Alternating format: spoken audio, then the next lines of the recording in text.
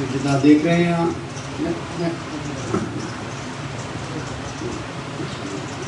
आप देख रहे हैं कि ये समा जिहड़ा आ बड़ा भैड़ा चल रहा है, अंत का समा है जिदा वचन दसदा है। और किस प्रकार महंगाई बढ़ रही है, किस प्रकार महामारियां रोग फैल रहे हैं और किस प्रकार लुट्टां खोहां कतल हो रहे हैं और चोरियां हो रही हैं और राजनीति के द्वारा भी बर्बादी चल रही है। हर पासे आप देखते हैं कि बर्बादी ही बर्बादी है। बिटवा जी हुण नहीं किसी ने भी आना जाना कितने भी कोई भी काम नहीं, ये फिर सुन च डिस्टर्बिंग होगी। आज माता जी तुम भी बह जाओ, जी जगह लैनी लै लो।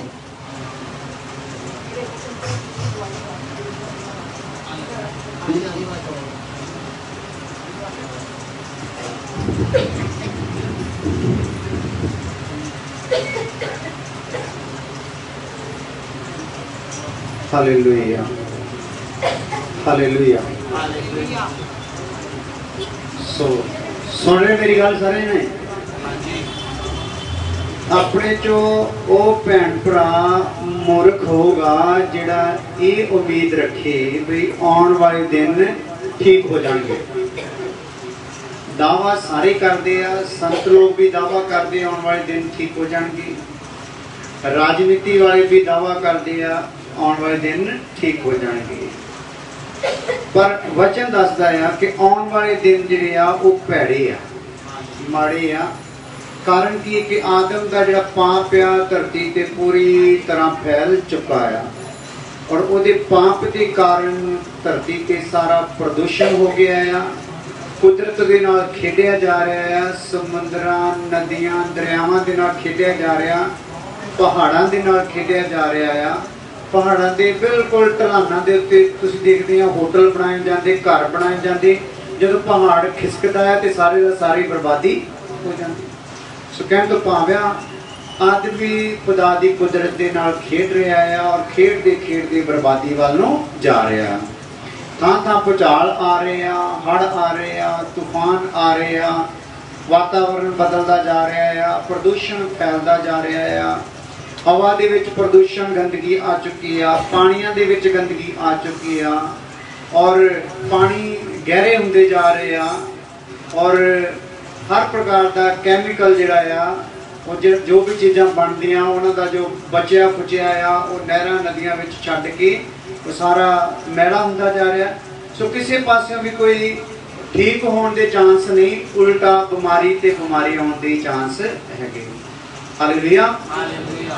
उस तो अलावा वचन ये दसदा है कि ये अंत के समय और अंत के समय दे विच उपाय सिर्फ एक ही आ कि जेकर असी अपने पाप नूं मन लईए तो कम से कम असी बच सकते हैं, वो भी कितों? नरक दी अग तो। हालेलुया। सो जिहड़ा पाप नूं अपने नूं मन लोगा उहदे ते जिद्दां महामारियां आउंदियां, घाटे पैंदे, रोग आउंदे आ, ਉਹਦੇ ਲਈ कुछ भी चीज़ होणगे नहीं, खुदा उन्होंने बल दे दूगा इन्हां दा मुकाबला करन दा। हालेलुया। सो इसलिए असीं की करनी आ? तौबा करनी आ। तौबा किहदे नाम च करनी आ? यीशु मसीह दे नाम दे विच। धरती दे उत्ते आकाश दे थल्ले कोई होर दूजा नाम दिता ही नहीं गया जिहदे तो असीं बचाए जाना है और असीं अगर बचना है तो साडे कोल एक नाम है यीशु मसीह। Hallelujah hallelujah. सो धरती के एंड तक यीशु नाम लोगों के छुटकारे के लिए होगा। समझ लो यीशु नाम है तो खुदा की दया धरती के उत्ते हैगी आ। हालेलुया। जितना यीशु नाम इस जगह तो उठाया जाऊगा उस टाइम बर्बादी धरती से आकाशों के विच होनी शुरू हो जाएगी। हालेलुया। सो अज साडे कोल एक छोटा जिहा विषय है, वो है की तो की बना दिता। की विषय जी? हाँ, एक साडे मसीही कलाकार ने गीत गाया हुआ की तो की बनाता मेरे प्यारे यीशु ने। हालेलुया। की तो की बनाया है और ये कितना बनया है, की सी ते की हो गया उस गल ते आपां विचार करने आ। अफसियां दी किताब 2 अध्याय उहदी 11 तो 18 आए। अफसियां दी किताब 2 अध्याय उहदी 11 तो 18 आए। की तो की बना दिता। अज चेता रखियो, जो घर च भी गल जाके करोगे तो दस्यो कि अज असीं रब की बाणी सुन के आए हैं, की तो की बना दिता। की बन गया, कित्थों बन गया, आप पढ़ दें। पढ़ दी। इसलिए चेते करो भाई, अगे तुसी शरीर दे संबंध करके पराइयां कौमां दे लोग सो। हाँ, पहला असीं की सीगे, चेते करो बाणी दसदे आ जेड़े प्रभु दे विच आ गए आ। चेते करो कि पहला असीं की सीगे, पराइयां कौमां दे सी। हालेलुया। ਇਹਦਾ मतलब ਆ आदम ने जदों अदन बाग दे विच पाप करता, परमेश्वर ने आदम नूं अदन दे बाग दे विचों कढ दिता। ਉਹਦੇ ਤੋਂ पैदा होने वालियां सारियां कौमां खुदा दे अगे की है भला, की कहियां गईयां, पराइयां कौमां। Hallelujah, hallelujah. अदन दे बाग विच जिन्नी देर पाप नहीं सी होया, आदम हवा अदन दे बाग दे विच परमेश्वर नाल मुलाकात उन्हां दी हुंदी सी। पवित्रता बढ़ती जाती सी, जलाल बढ़ता जाता सी। उन्होंने सत युग भी कहा गया और उहदे च सच्चाई दा राज सीगा। और आदम हवा नूं जदों परमेश्वर मिलदा सी ते उन्होंने अपनी नस्ल ते अपनी कौम कहंदा सी। हालेलुया। पर आदम ने जदों पाप कर दिता ते फिर उहनूं बाहर कढता। उहदे तो जिन्नियां भी कौमां बणियां, चाहे अपने आप को किसी उच्चे धर्म दियां समझण, उच्ची शिक्षा दियां समझण, उच्चे ज्ञान दियां समझण, उच्चे गुरु दियां समझण, जो भी उच्चे जप तप दियां समझण, कोई भी समझ लैण, पर खुदा उन्होंने कहता है तुसी मेरी कौम नहीं, तुसी की आ, पराई कौम आ। पराई कौम मतलब शैतान की गल जदों आदम ने मन लई ते एक कौम जिहड़ी सीगी फिर खुदा की कौम नहीं रही, परमेश्वर की कौम नहीं रही। वचन च लिखा तुसी शैतान तो हो। किहदे तो? हाँ, सारियां कौमां फिर किहदे वस विच चल गईयां? शैतान दे। और नाल परमेश्वर की कह रहा, एक तो तुसी शैतान तो, एक तुसी हुण पराए हो, हुण मेरे नहीं हो। दोबारा पढ़ दईए सिंह साहब। इसलिए चेते करो भाई, अगे तुसी शरीर दे संबंध करके पराइयां कौमां दे लोग सो। हाँ, पराइयां कौमां दे लोग सो पहला। हाँ, ਅਤੇ ਉਹਨਾਂ ਤੋਂ ਜਿਨ੍ਹਾਂ ਦੀ ਸੁन्नत ਸਰੀਰ ਵਿੱਚ ਹੱਥਾਂ ਨਾਲ ਕੀਤੀ ਹੋਈ ਹੈ। ਉਹ ਲੋਕ ਜਿਹੜੇ ਸੰਸਾਰਿਕ ਗੁਰੂਆਂ ਦੁਆਰਾ ਨਾਮਦਾਨ ਲੈਂਦੇ ਸੀ, ਸੰਸਾਰਿਕ ਰੀਤੀ ਰਿਵਾਜਾਂ ਦੁਆਰਾ ਆਪਣਾ ਇੱਕ ਨਵਾਂ ਧਰਮ ਖੜਾ ਕਰ ਲੈਂਦੇ ਸੀ। ਤੁਸੀਂ ਉਹਨਾਂ ਵਿੱਚੋਂ ਸੀ। ਕੀ ਸੀ ਉਹ? ਇਹ ਗੱਲ ਸੀ। ਹਾਂ, ਅਸੁੰਨਤੀ ਅਖਵਾਉਂਦੇ ਸੋ। ਅਸੁੰਨਤੀ ਅਖਵਾਉਂਦੇ ਸੋ। ਨਾਲੇ ਤੁਸੀਂ ਉਸ ਸਮੇਂ ਮਸੀਹ ਤੋਂ ਅੱਡ। हाँ, पहला असीं की सी, साडी हालत की सी, की तो की बनाता। पहले हालत की सी, मसीह तो असीं की सी, अड सी। क्योंकि जेड़ा मसीह तो अड आ, इहदा मतलब खुदा तो की आ, अड आ। मसीह की आ, खुदा दे मुंह दा शब्द। हालेलुया। और इस शब्द के द्वारा खुदा ने सारा कुछ रचना की।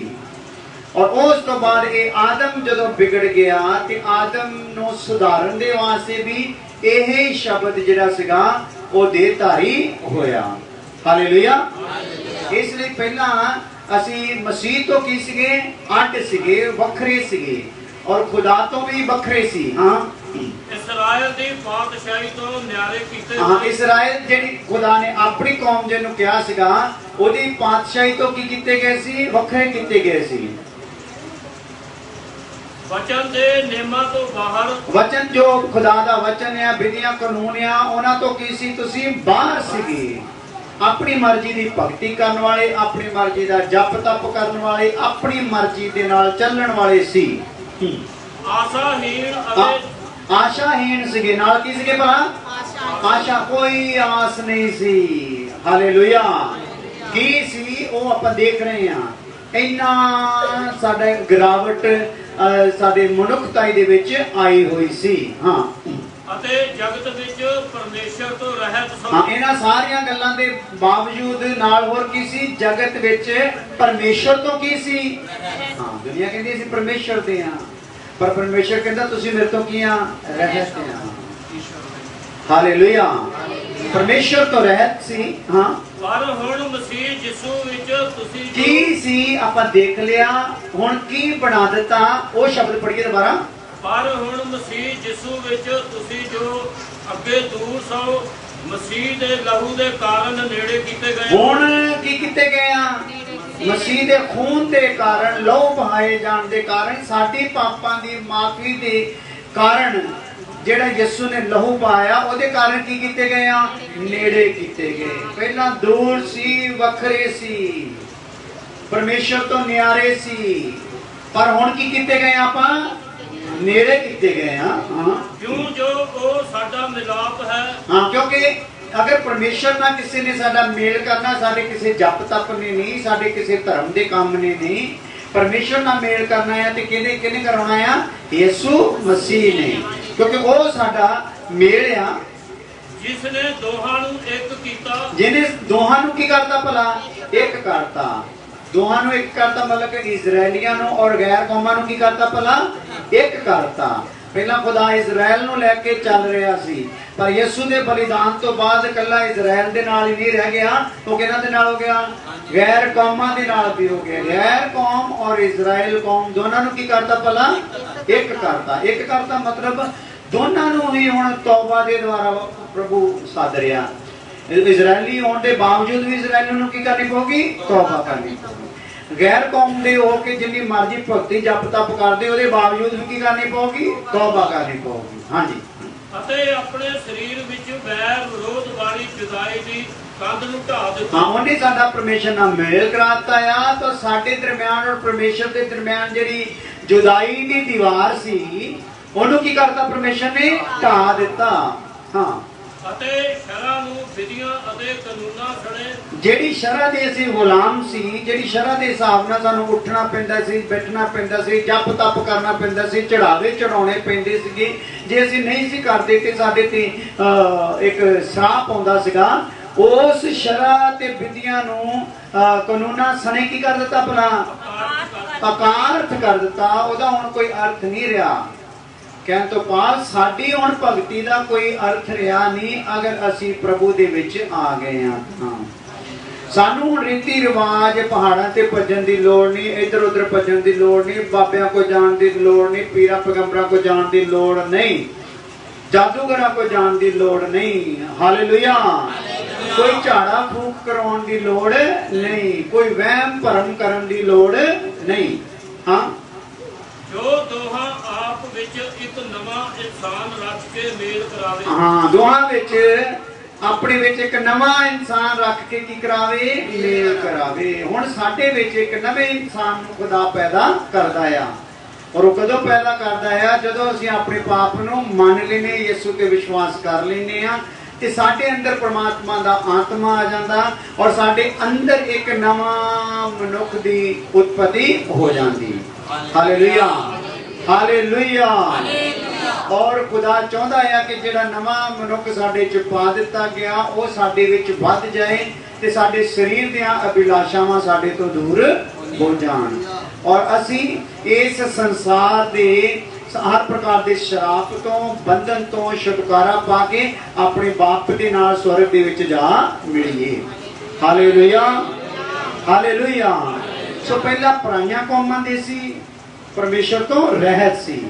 ਅੱਗੇ ਹੋਰ ਪੜ੍ਹਦੇ ਹਾਂ ਅਫਸੀਆਂ ਦੀ ਕਿਤਾਬ 2 ਅਧਿਆਇ ਉਹਦੀ 19 ਆਇਤ। ਸੋ ਹੁਣ ਤੁਸੀਂ ਓਪਰੇ ਅਤੇ ਪਰਦੇਸੀ ਨਹੀਂ। ਹੁਣ ਤੁਸੀਂ ਓਪਰੇ ਜਾਂ ਪਰਦੇਸੀ ਨਹੀਂ। ਪਹਿਲਾਂ ਕੀ ਸੀ? ਪਹਿਲਾਂ ਆਪਾਂ ਕੀ ਸੀ? ਕੀ ਤੋਂ ਕੀ ਬਣਾਤਾ? ਕੀ ਸੀ ਪਹਿਲਾਂ? ਪਹਿਲਾਂ ਕੀ ਸੀ ਬੜੀ? ਸੋ ਹੁਣ ਤਾਂ ਤੁਸੀਂ ਓਪਰੇ ਅਤੇ ਪਰਦੇਸੀ ਨਹੀਂ। ਪਹਿਲਾਂ ਓਪਰੇ ਸੀ, ਪਰਦੇਸੀ ਸੀ ਧਰਤੀ ਦੇ ਉੱਤੇ, ਪਰ ਹੁਣ ਅਸੀਂ ਓਪਰੇ ਪਰਦੇਸੀ ਨਹੀਂ ਰਹੇ, ਸਗੋਂ ਸੰਤਾਂ ਦੇ ਵਤਨੀ, ਸੰਤਾਂ ਦੇ ਵਤਨੀ ਹੋ ਗਏ, ਅਤੇ ਪਰਮੇਸ਼ਰ ਦੇ ਘਰਾਣੇ ਦੇ, ਪਰਮੇਸ਼ਰ ਦੇ ਘਰਾਣੇ ਦੇ ਹੋ ਗਏ ਜੀ। Hallelujah, hallelujah. ਹੁਣ ਕਿਸੇ ਐਰੇ ਗੈਰੇ ਦੇ ਘਰਾਣੇ ਦੇ ਅਸੀਂ ਨਹੀਂ ਰਹੇ, ਅਸੀਂ ਕਿਹਦੇ ਘਰਾਣੇ ਦੇ ਹੋ ਗਏ ਆ? परमेश्वर दे घराने दे हो गए। हालेलुया। सो खुदा ने पराइयां कौमां तो सानू की बना लिया? जिन्हां ने यीशु नाम च तौबा कर ली उन्हां नू अपने घराने दे लोग बना लिया। हालेलुया। रोमियो 8:15-16 रोमियो दा खत 8:15-16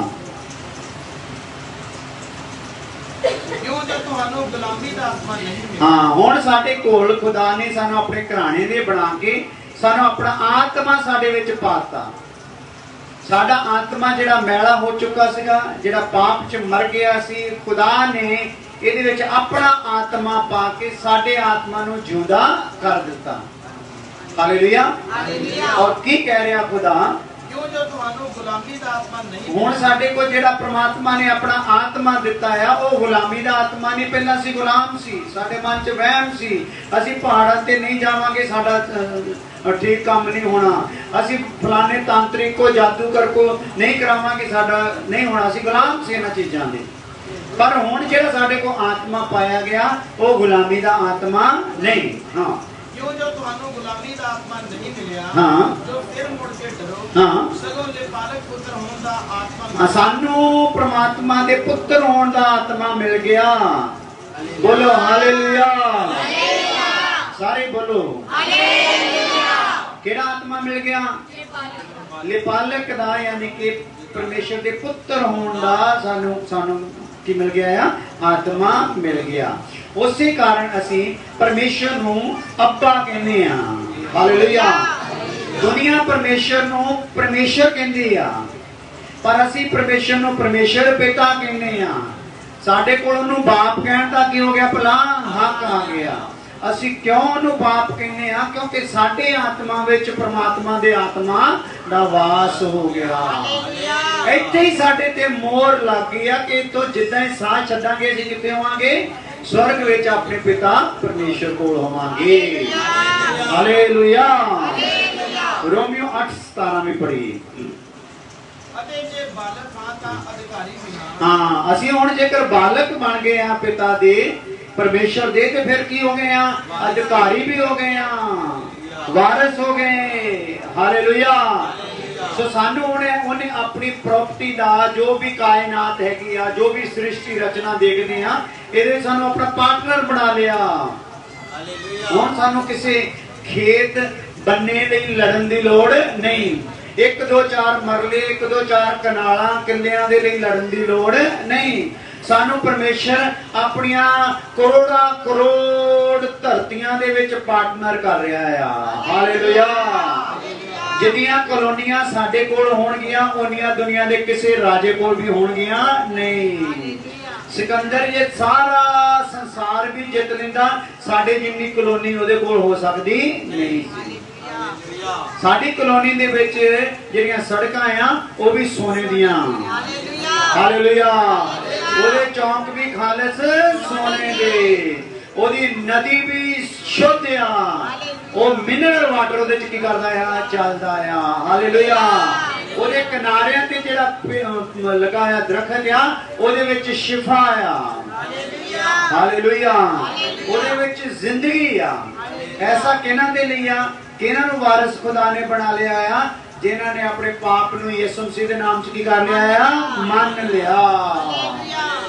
आज सानू फैसला लेने की लोड़ है। अगर कोई भैन भरा बैठा है जिन्हें यीशु नूं अपना जीवन नहीं दिता, यीशु नूं अपना मुक्तिदाता नहीं मन्निया, वो अगर अज मन्ने तो खुदा उन्होंने अपने पुत्र दियां विच घराने विच शामिल करूगा, नाल अपनी जायदाद का हिस्सेदार भी बनाऊगा। ठीक हो गया जी इस तरह? हाँ परमेश्वर दे अधिकारी आपां, किसी राजे दे, किसी आसे पासे दे, किसी कॉलोनी दे मालक दे अधिकारी नहीं। किहदे अधिकारी हां? परमेश्वर दे अधिकारी हां। इब्रानियों 12:5 इब्रानियों दा खत 12 अध्याय ओदी 5 आयत।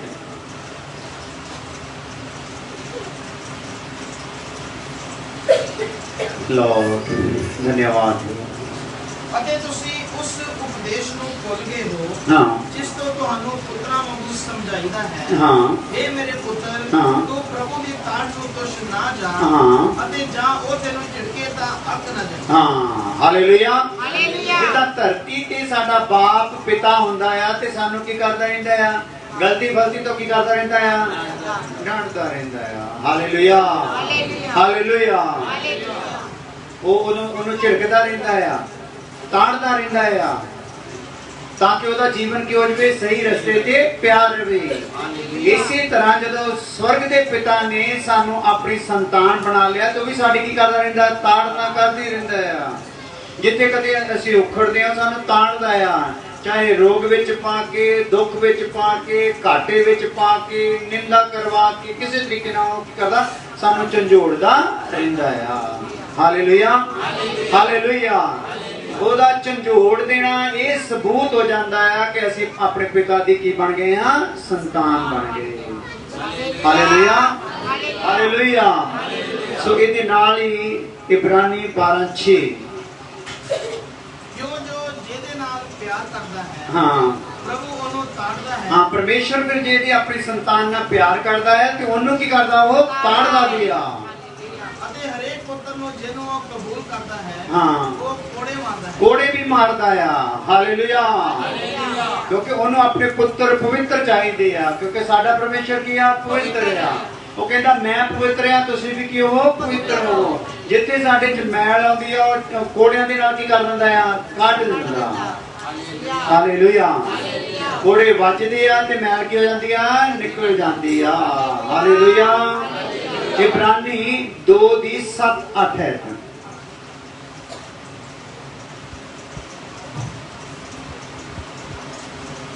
ਜੋ ਮੈਂ ਆਖਦਾ ਹਾਂ ਉਹਦਾ ਧਿਆਨ ਰੱਖ, ਕਿਉਂ ਜੋ ਪ੍ਰਭੂ ਤੈਨੂੰ ਸਾਰੀਆਂ ਗੱਲਾਂ ਦੀ ਸਮਝ ਦੇਵੇਗਾ।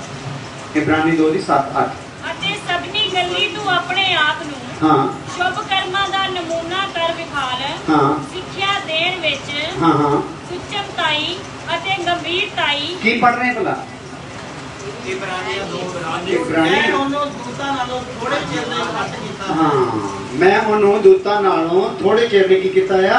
ਘੱਟ ਕੀਤਾ ਅਤੇ ਮਹਿਮਾ ਔਰ ਆਦਰ ਦਾ ਮੁਕਟ ਉਹਦੇ ਸਿਰ ਉੱਤੇ ਰੱਖਿਆ ਹੈ।